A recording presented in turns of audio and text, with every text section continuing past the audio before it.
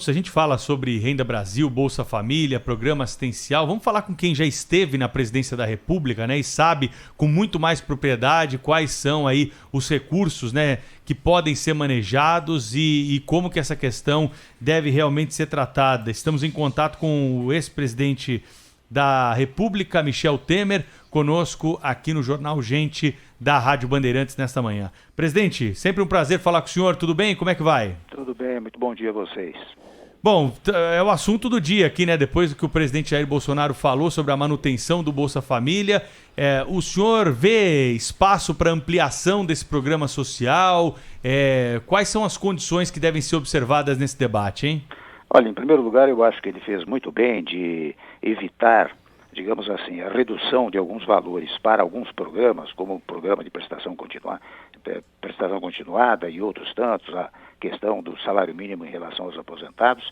Acho que fez muito bem de eliminar essa possibilidade, né? Este é o primeiro ponto.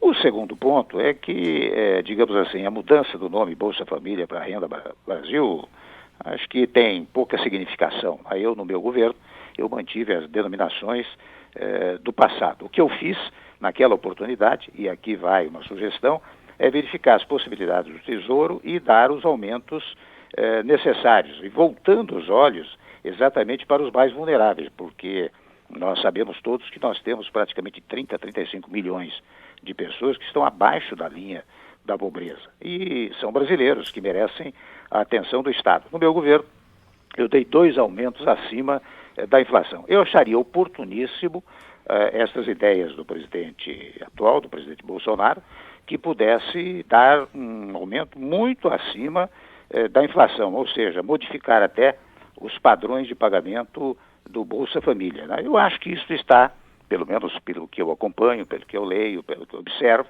eu acho que está na cabeça dele, né? Ele está procurando meios e modos para tentar elevar substancialmente o valor. É claro, você tem razão, é preciso verificar as condições orçamentárias, né? Mas eu, se me permite dizer, muitas vezes falam dessa história do fura-teto, né?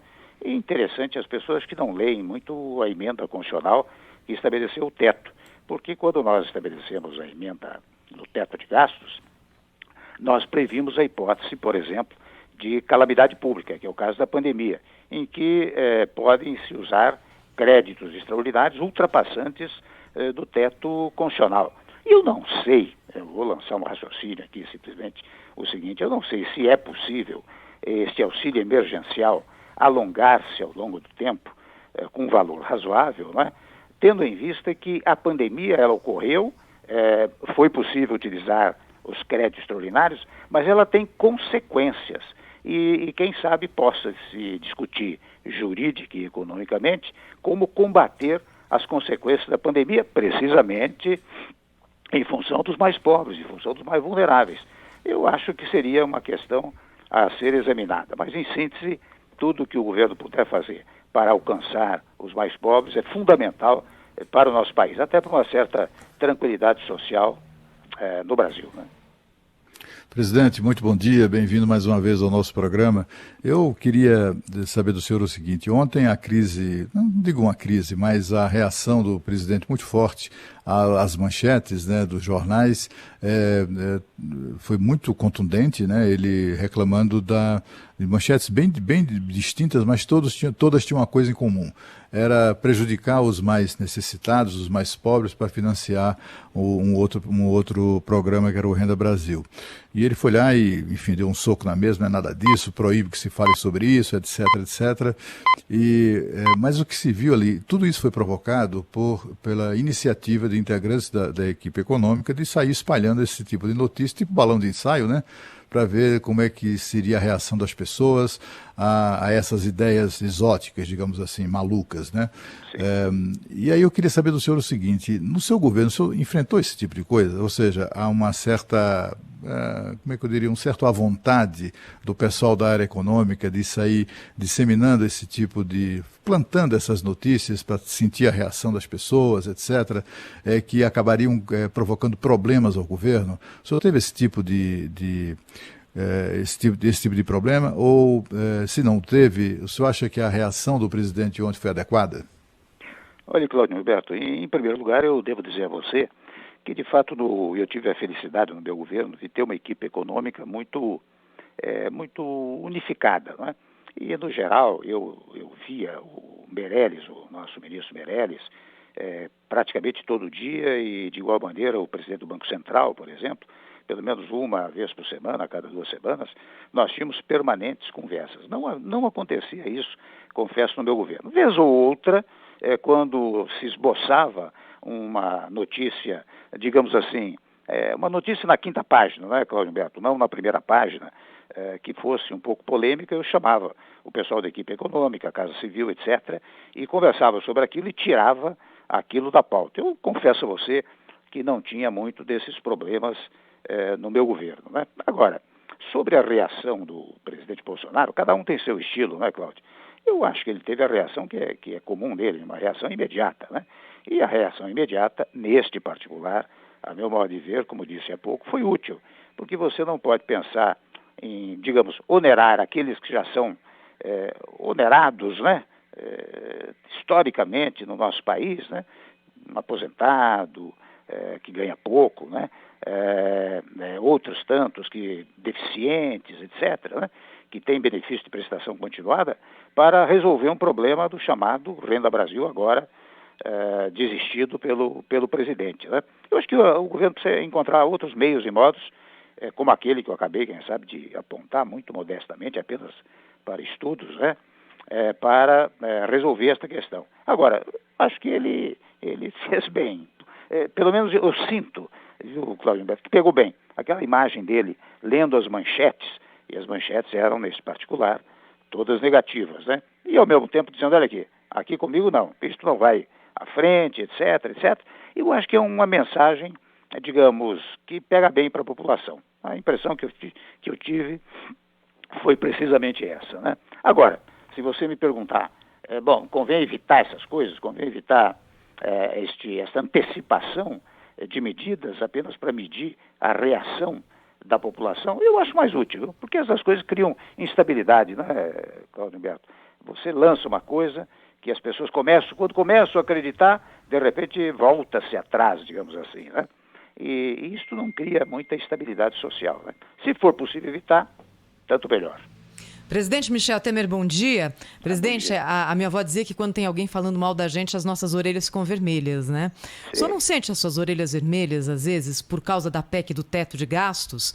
Deve ter gente hoje, enfim, incomodado com esse limite que foi muito bem colocado, proposto pelo senhor, aprovado, mas que colocou ali um certo fim numa possibilidade de farra, né? Olha, você sabe que tem 2 opções, né? Ou você opta por um governo, digamos, populista, ou seja, não é um governo popular, é um governo populista, aquele que pratica medidas que são aplaudidas hoje, mas depois, em face dos problemas econômicos que gera no futuro, são vaiados amanhã. Ou você pratica simplesmente medidas em favor do país e do povo, que são medidas, a meu modo de ver, populares, né? Como foi o caso do teto de gastos, partindo, né, de uma concepção trivialíssima, né? Você não pode gastar mais daquilo que você ganha. No Estado também, você não pode gastar mais do que aquilo que você arrecada.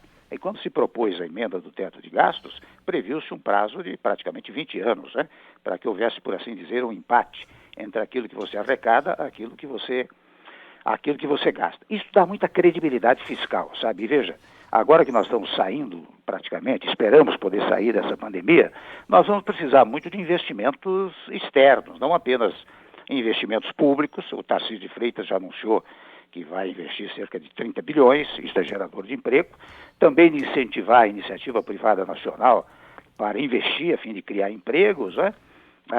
Mas, ao mesmo tempo, obter os investimentos estrangeiros. Vocês sabem que eu não vou exagerar, não, há trilhões de dólares aí nesses fundos internacionais esperando o melhor lugar para investir, especialmente agora em que os juros no exterior são negativos.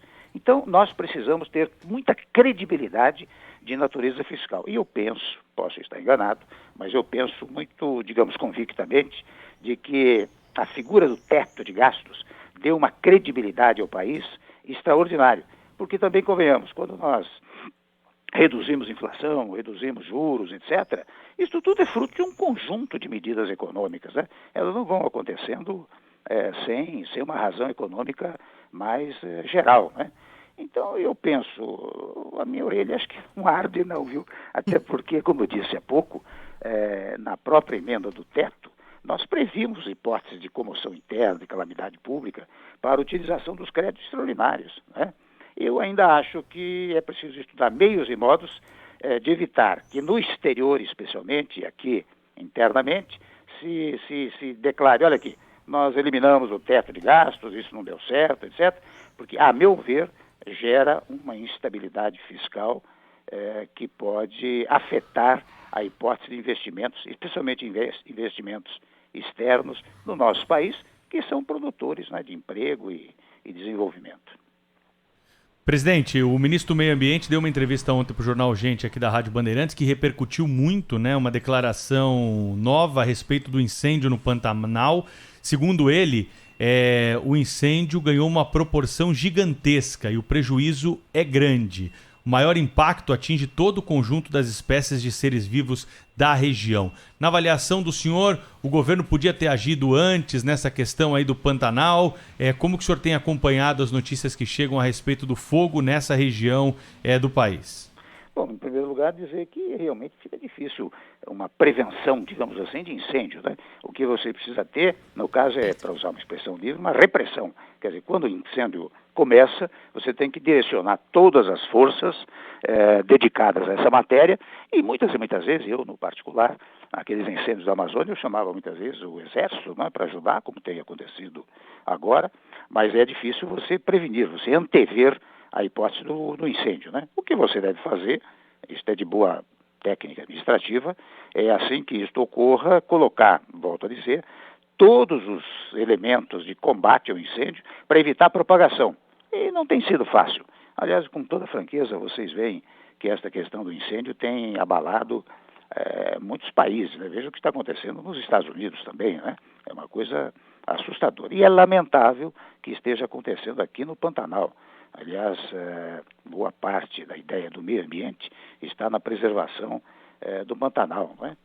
Assim como da floresta amazônica. Aliás, presidente, ainda sobre esse assunto, o senhor enviou um projeto de lei ao Congresso, PL 11276, que instituía a Política Nacional de Manejo Integrado do Fogo, não é? Só acompanhou esse assunto? Por que isso não avançou no Congresso? Eu acompanhei até um certo ponto. Você sabe que eu lamento dizer, mas foi um governo de 2 anos e meio, né? Nós não pudemos fazer tudo em 2 anos e meio, não foi um governo de 4, de 8 anos, né?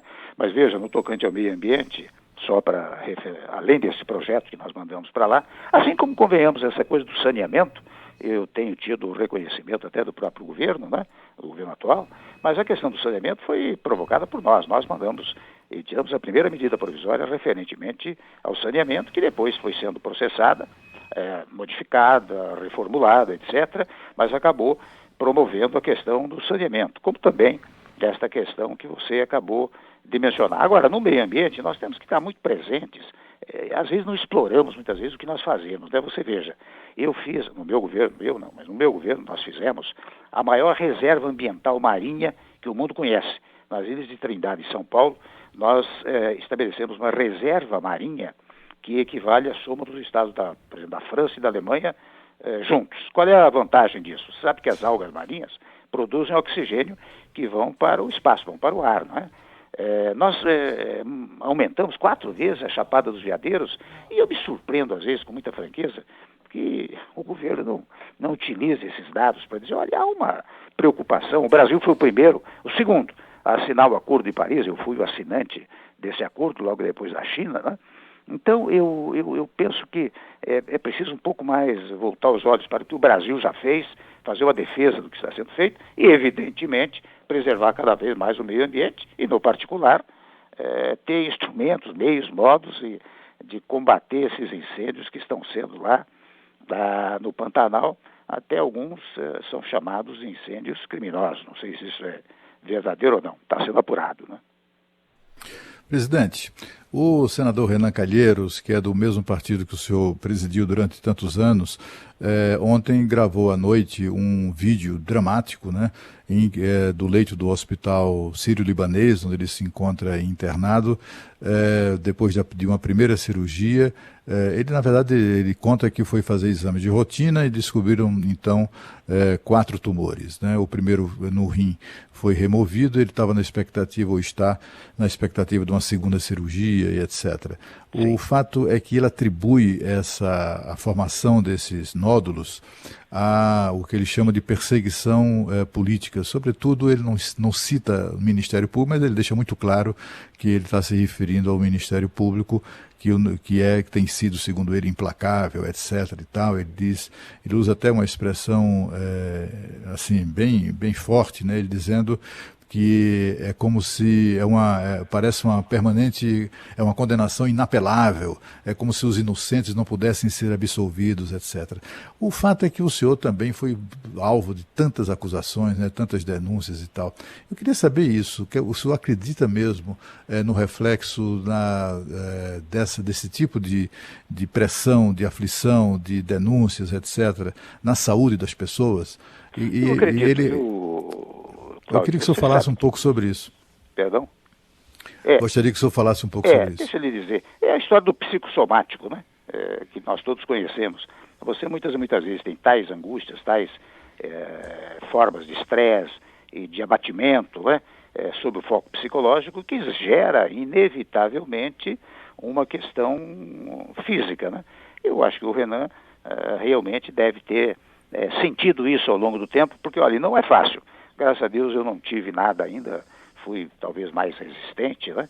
E graças a Deus você tem acompanhado, eu tenho tido vitórias judiciais aí que permitem a desmoralização exatamente daqueles que tentaram me desmoralizar, mas eu acho que o Renan tem uma preocupação e muita razão em dizer isso. Isso cria um problema muito sério. Aliás, hoje, até acabei de ler aqui, Cláudio Humberto, um artigo muito interessante do advogado Batóquio, no estado de São Paulo. Vale a pena, sabe, tomar providências em relação aos chamados direitos individuais, né? Porque ganha muita força essa história de um punitivismo, ou seja, de uma atuação punitivista. E também o Marisa, há pouco tempo, escreveu um artigo, né, dizendo que hoje em dia basta você ser indiciado, e o indiciamento é um ato meramente administrativo, praticado pelo delegado de polícia, portanto, pelo Poder Executivo. Mas basta ser indiciado, como tem acontecido muito nos últimos tempos, para que se dê tal relevo ao indiciamento que ele já está pré-condenado. Com o indiciamento ainda não tem nem o relatório final da polícia, né, que está fazendo o inquérito. Portanto, você tem a fase do relatório, depois você tem a fase da apreciação pelo Ministério Público, depois você tem a denúncia, que pode vir ou não vir. Depois é preciso que a denúncia seja recebida pelo judiciário para começar o processo penal. Mas basta o indiciamento para verificar que a pessoa está pré-condenada na opinião pública. Eu acredito que o Renan, aliás, espero que ele esteja bem, já mandei uma mensagem para lá, e logo se recupere, mas eu não duvido que estas coisas possam acontecer com as pessoas, né? Presidente Michel Temer, para a gente finalizar a entrevista, o ex-presidente Fernando Henrique agora não defende mais a reeleição, né? Emenda que foi aprovada durante o governo dele, foi o primeiro presidente a ser reeleito. Queria saber o que o senhor pensa sobre o assunto. O senhor também defende o fim da reeleição? Olha, eu vou um pouco mais além, sabe? Eu tenho defendido, já defendi até no programa, Bandeirantes Gente, né? A tese de um semi-parlamentarismo, né? De um semi-parlamentarismo que importa numa modificação radical, até para acabar com essas discussões, né? Se tem reeleição, tem reeleição, né? Eu, pessoalmente, até sempre fui muito a favor de um mandato, mantido o presidencialismo, né? De um mandato de 5 ou 6 anos sem reeleição, né? Esse seria o ideal, porque eu confesso que também, num mandato de 4 anos, não é fácil, sabe? Você realizar tudo. Eu tive uma experiência menor, de 2 anos e meio, e eu verifiquei as dificuldades todas que se verificavam. E, de igual maneira, isso se opera num mandato de 4 anos. Então, se a manter o presidencialismo, eu diria, vamos ampliar o prazo para 5, 6 anos e acabar com a reeleição. Enquanto for 4 anos, eu não sei. Você sabe que, de qualquer maneira, a eleição deu bons resultados, né? No próprio governo Fernando Henrique, convenhamos, a reeleição foi útil. Em outros momentos, de igual maneira, a reeleição não causou problemas, né? Então eu acho, finalizando, ou você amplia para 5, 6 anos para manter o presidencialismo, ou então você faz uma coisa mais radical para o futuro, que é estabelecer um sistema semipresidencialista ou semiparlamentarista, onde você elimina os traumas institucionais de impedimentos, por exemplo, que os governos caem no parlamentarismo com muita tranquilidade, né? Portanto, seria o melhor caminho, a meu modo de ver. Queria agradecer ao ex-presidente Michel Temer, que falou ao vivo conosco aqui na Rádio Bandeirantes, entrevista que também foi transmitida ao vivo na capa do portal UOL, viu, presidente? Obrigada, até uma próxima. Muito obrigado, bom dia.